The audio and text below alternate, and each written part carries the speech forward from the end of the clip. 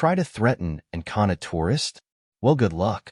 So this one is actually about my late mother, who wasn't one for putting up with other people's crap. I was around 7 or 8 at the time. We had gone on summer holiday to Italy and were going to Venice for the day. My parents hadn't traveled much, and it was actually my father's first trip abroad. So we get to Venice in our car and park up.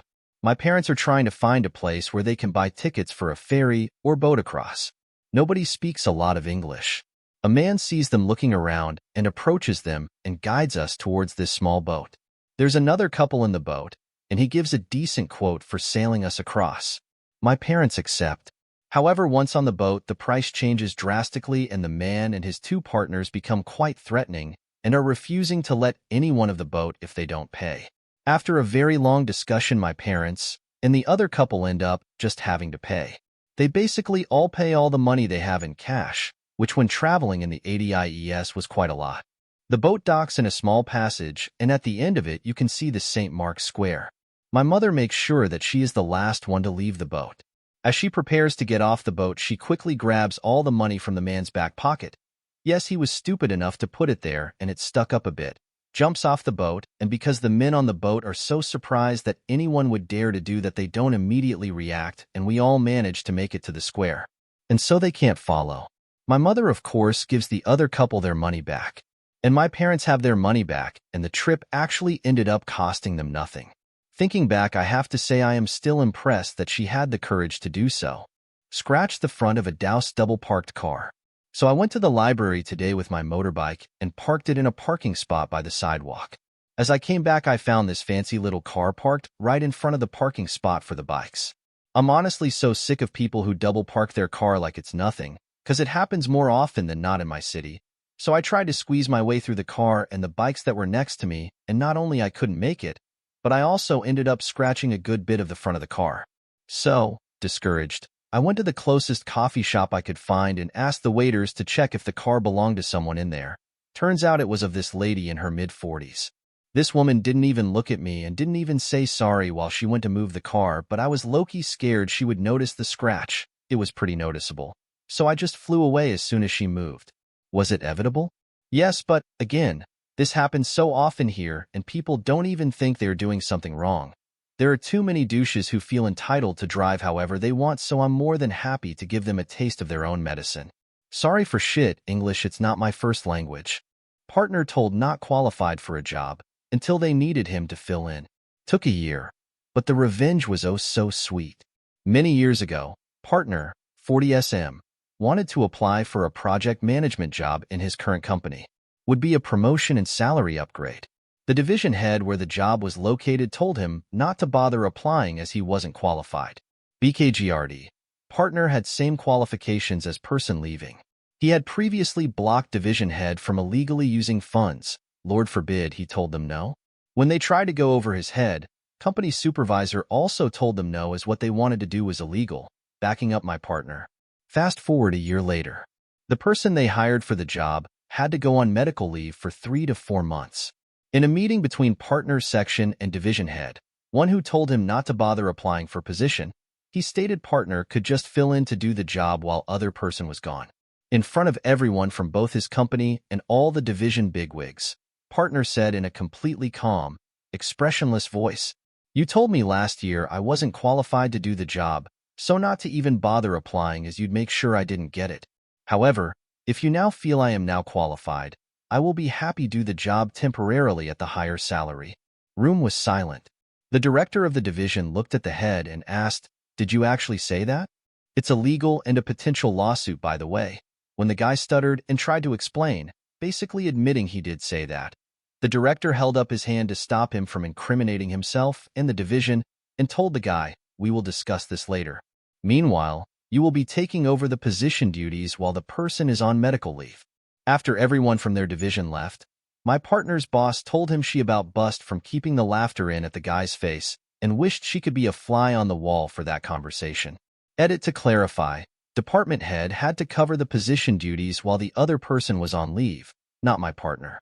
DH got extra work, no extra pay. Selling on FB, lowballed, accepted their offer, and had them meet me at the local pub. When I list something on FB Marketplace, I do it with the intention of selling it basically right away. What does this mean? It means my price is low, sometimes too low, and firm.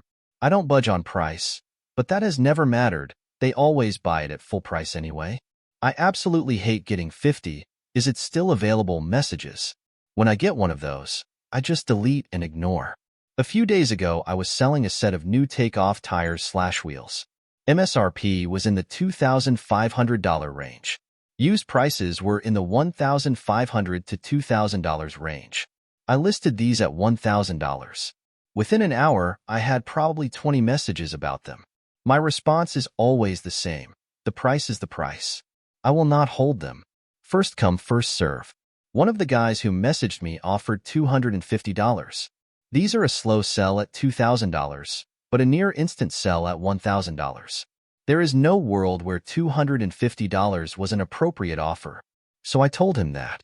My word for word, punctuation for punctuation response to his offer was, "No."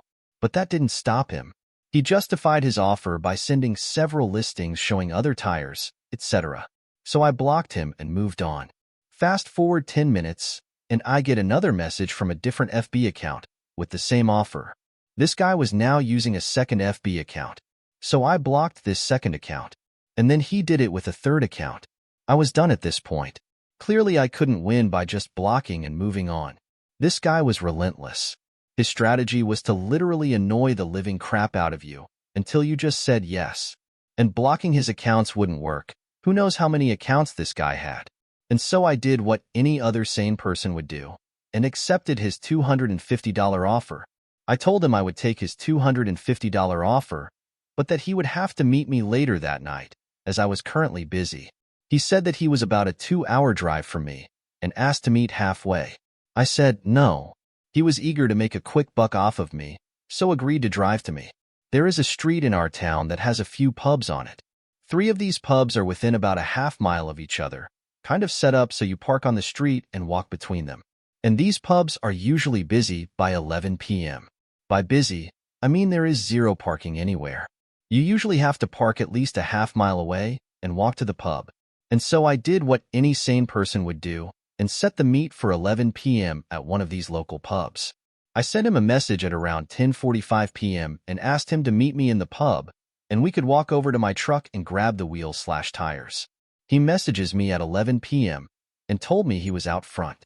There is no way to park out front without blocking the entire street, and traffic is usually heavy at 11 p.m., meaning he couldn't just wait out front. He would have to move. So again, I did what any sane person would do and waited until about 10 minutes after 11 p.m. to message back. In that 10 minutes, I received no less than 20 messages from him. These messages painted an amazing picture as he grew more and more frustrated, as he sent screenshots of his location, asking if he was in the right place, as he kept telling me he would drive down the block and circle back. You get the point. 10 minutes later, I sent a simple, "Sorry about that. Didn't see your message. I'm at the bar in XYZ pub. Just park and come in. I'll grab you a beer."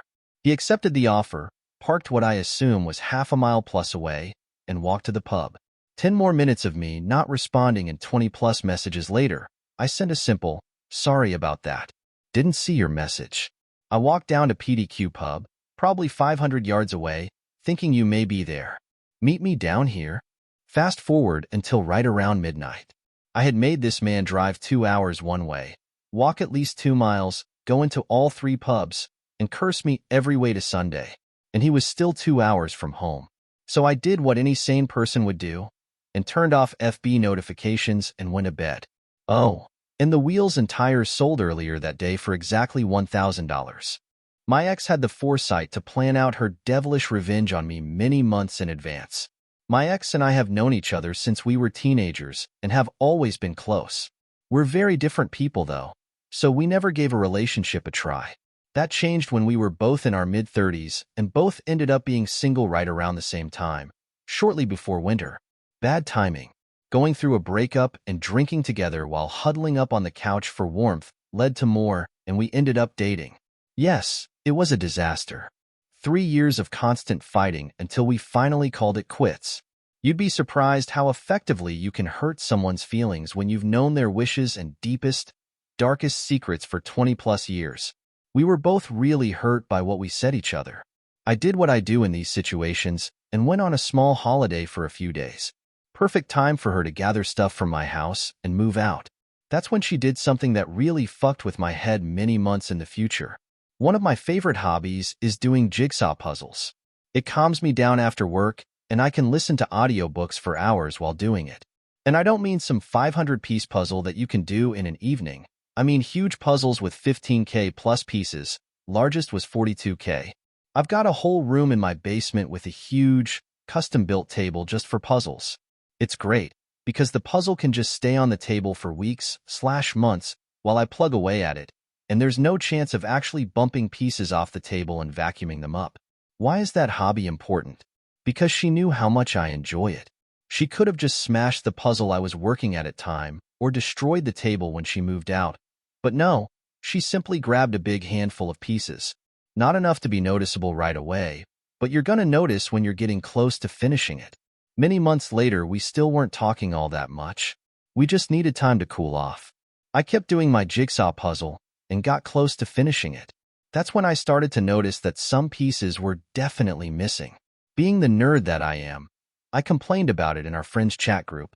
I blamed the manufacturer for making a low-quality puzzle. My ex is in that group and saw my messages. Barely 10 minutes went by when she sent a single picture without a comment. It was one of my puzzle pieces with a small note next to it that read, €5. The chat was erupting with laughter, cheers, and my frustration. She didn't write anything.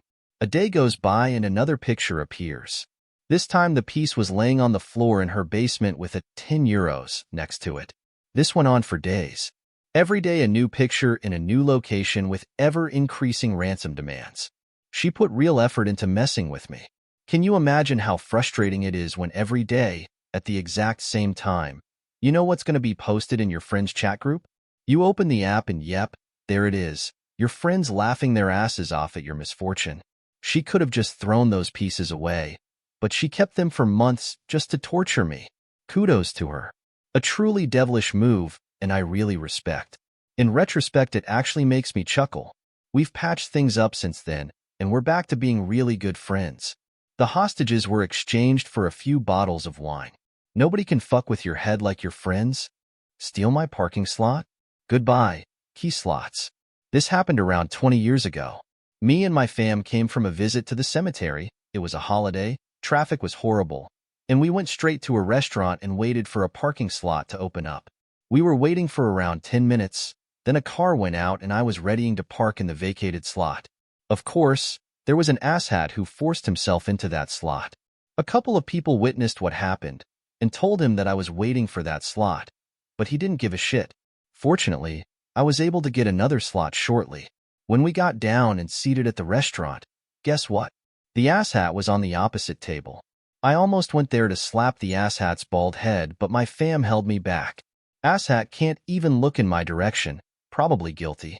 Here's where my revenge comes in. 20 years ago, keyless entry cars were not YWT that popular, so you have to use your keys to get in. Asshat drove a station wagon. I grabbed a couple of toothpicks, inserted it into the front doors, and broke the toothpicks so Asshat can only get access from the rear door. I came back and finished my meal. As soon as everyone in my fam is done, I told them to get in the car right away. The timing is perfect. We were leaving the lot while Asshat was scratching his head on how to get in his car. Hope that locksmith's fees was worth it. Never splitting the check again. I've been with my husband nearly 6 years and married for almost 3. Our entire relationship, family birthday dinners with my in-laws have always been a mess. They never decide where to go or what time until the very last minute. Sometimes they even change the location or time day of so even reservations can become useless because you need most of the party present. People are typically late, not 15 to 20 minutes, sometimes even an hour, and thus have others waiting to start eating. But the most painful part of these events has always been paying for the check at the end of the meal. Typically what would happen is everyone splits the check in whatever way, so the birthday human doesn't have to pay for their meal. No one ever says, hey everyone, we're splitting the check evenly no matter what, or pay for yourself and a little extra for the birthday person. Nothing, just left to figure it out at the end of the night. They'll offer to share, I think, in hopes that it makes it more attractive to share the bill. We were once asked to pay $60 each on an approximately $300 bill when all we ordered was two $15 meals and water while everyone else went ham and bought whatever they wanted plus alcohol. When they asked what we were doing birthday dinner-wise for my husband and I, we picked a restaurant, and it was a great meal. My husband ordered a couple of appetizers to share with the table, which everyone partook in. When the bill came, I said, "Let's see how much we paid and maybe you guys don't pay." I was flabbergasted. All of a sudden, it was "we will see" and not automatic. We ended up paying our entire bill, including apps and drinks. I was really upset because time and time we have paid more than our fair share, but when it was our turn, no one was willing to follow tradition. When my sister-in-law's birthday dinner came along, we decided to only pay what we ordered and let them figure out the rest. My in-laws were not only ordering alcohol and meals, but also a bottle of sparkling water, which I have never seen them do in the years I've known them. We took the tablet when we were done eating and chatting, paid for our meals plus tip, and left. I'm so glad we've decided that's how we will handle these dinners from now on. So much annoying stress removed. Be creepy to underage girls? Enjoy some free, spoiled seafood. At this time in my life, I worked at a grocery store. While some might say it wasn't a great job, there were some really great coworkers. This 140-something-year-old guy was an obvious exception. To do the story justice, I will give some examples of his creepo extremio behaviors. I really want to be G-rated about it, but to know how awful this guy is, you need some of the disgusting details. I will try to keep things PG-13. He liked to buy giant boxes of condoms and wait in line for one of the underage girl cashiers to check him out, even though the self-checkout was available. He would go into graphic detail to these girls that he used these condoms for what I'm going to refer as self-love, and somehow turn it into a brag. After all, he felt it was much more sanitary given that he was living in his mother's house. Bleck. He gave his number to a girl who had barely turned 16 and told her that she should call him as soon as she turns 18. Any attempt to derail his disgusting stories would be met with insults and double down of fervor in the telling. I could list out more, but I think I made my case. One day, I came to work my shift and I was told by one of the cashiers that he was telling the young girls these same stories, and I had it. I asked the girls if they had gone to management, and they said he got a slap on the wrist. Surely if they get more complaints, they will have to do something about him. But until then, I decided I would make him my problem. Defeated but still highly irritated, I went back to my department to start working. When I turned to face the seafood counter, I noticed my friend working the counter, pulling out all the seafood for shrink, industry term for product loss due to theft or spoilage. It wasn't until he pulled out the already dead and spoiled octopus from the case that I got a brilliant idea. I approached my friend S and asked him if the poor specimen was destined for the trash bin. Indeed it was. I offered to buy it at a reduced price, and after promising that I wasn't intending on eating it, it was spoiled after all. I bought it and promptly took it outside to Creepo's car. What I did not know at the time was my innocent comment to one of the cashiers as I was doing my purchasing piqued her interest, and she had cart pusher follow me to see what I was up to. Now this was in the dead of winter, so the windshield of his car was covered in an inch of snow, but I was dead set in avenging my coworkers. I loosed the deceased cephalopod from its container, and it fell against the glass with a satisfying splat. I then arranged the tentacles in an artful way and gave it a little smush so it might freeze to the glass. Then I went back inside to work like a good little cog. As I toiled, almost forgetting what I had done, the cart pusher had come inside and told all the cashiers. By my lunch break, everyone in the relatively large store knew who was responsible. They were even so invested that they were getting hourly updates about the increasingly frozen state of my slimy, putrid revenge. By some sort of satire-like serendipity, the man himself was at lunch the same time as I was, and a handful of other people. As Creepo started to talk to me, not underage, but apparently any female will do in a pinch, I remembered what I had done hours earlier. I began to sprinkle and comment about sea-dwelling creatures, and my musings about how they don't freeze underwater. A few people left the break room, and I found out later it was because they all had lost the ability to stifle their laughter. When it came time for Creepo to leave, he found the icicleopus and apparently began a tirade that got the manager of the store involved. He wanted to call the cops, his lawyer, and his mother, I'm sure. Store manager managed to calm him down enough to convince him to let store manager investigate first. I'm not sure how many people he interviewed, but he didn't take too long to make it to the seafood counter to ask S if he had sold an octopus that day. Overhearing this, and S, God love him, stammering and trying not to implicate me, I decided to fess up rather than make my young friend take the heat. I took my company hat off and held it over my heart as I walked up to store manager. I looked in his eyes as he turned from S to me and wondered if I was going to get into serious trouble. It was me.